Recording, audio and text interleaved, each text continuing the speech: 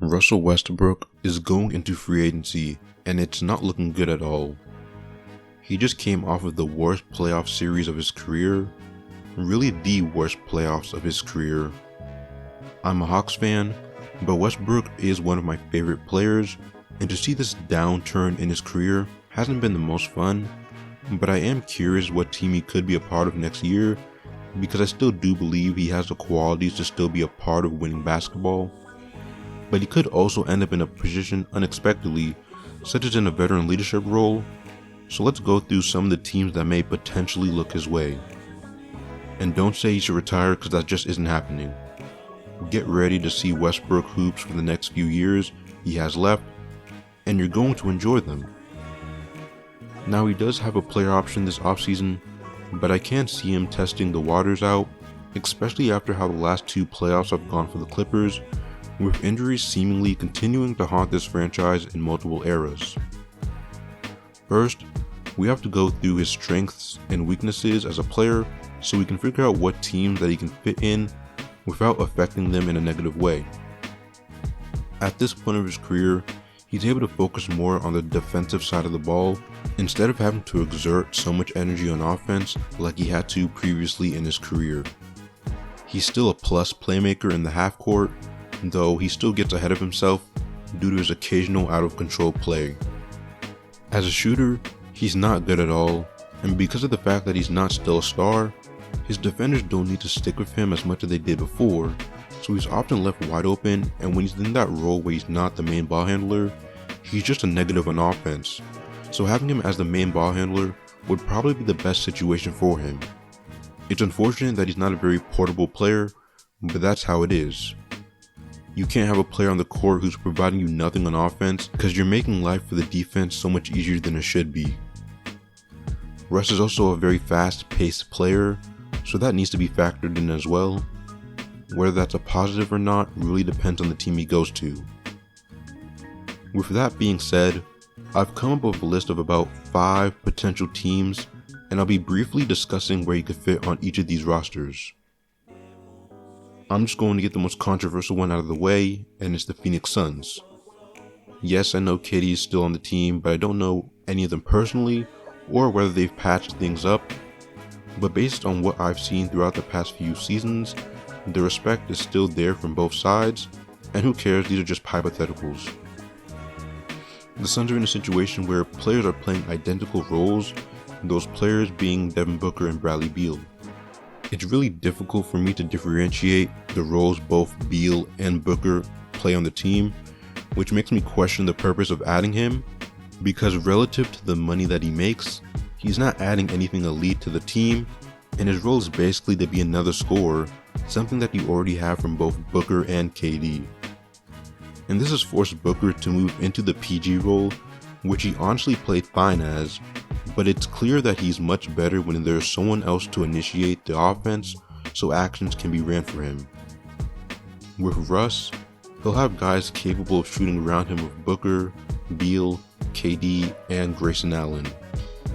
I don't know the logistics around putting a $50 million player on the bench so you can move your superstar guard back to his original position.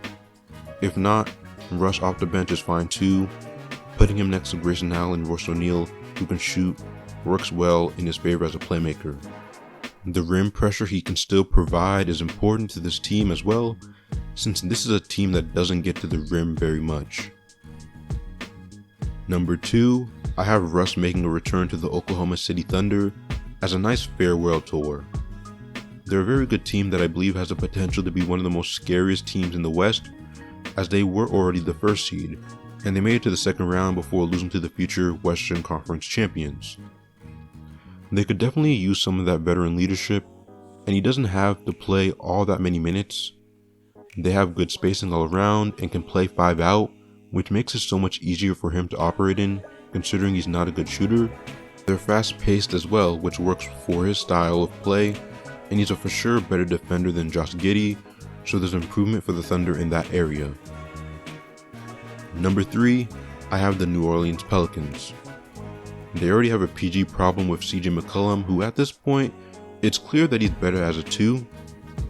Off the bench, they don't really have that point either. I mean, Jose Alvarado is there, but I wouldn't say his playmaking really fits that role. He's better as a spot-up shooter. The Pelicans were already one of the best three-point shooting teams in the league, so defenses will have to pay a lot of attention to their shooters, and in the minute that Russ and Zion play, I know that pick and roll would go crazy. Russ brings the rim pressure that the team lacks from their non-bigs, and Zion himself is one of the best finishers in the league. You probably wouldn't want them to play too many minutes together though, considering the spacing would be atrocious. I think the Pelicans could trade Ingram though this offseason to get that starting caliber guard, and then Russ could be their backup. Number 4, I have the San Antonio Spurs, and this is mainly a veteran leadership role. It's probably the most unlikely location for Russ because they aren't even a playoff team, and I don't think he's at the state of his career where he's fine with this role yet, but I can't rule it out entirely. They do have a PG problem that they might address in this year's draft, and I'm not asking for him to start or anything, but I don't think that the Spurs will be making this large trade for a star this offseason with the goal of competing as soon as possible.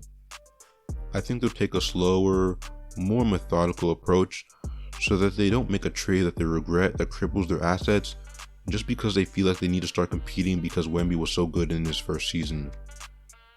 With this, Russ could be around for maybe a year or so as a mentor for the young guys on this team, and he could play a decent amount of minutes and help contribute to their improvement.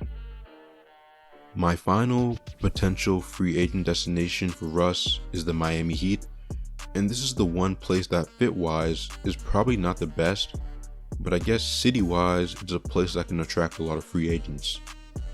Outside of Terry Rozier, they don't really have another player that can truly run the point, with the Tyler Hero experiment at the 1 not having the most positive of results. And DeLon Wright to me fits much more better as an off-ball defensive 2 guard.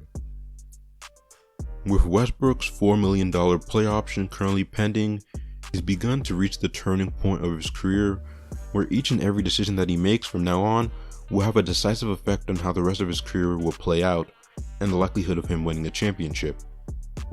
If you have a team that you think should look to acquire Westbrook, let me know down below in the comments, leave a like, consider subscribing, and hopefully I'll see you in the next video. Peace.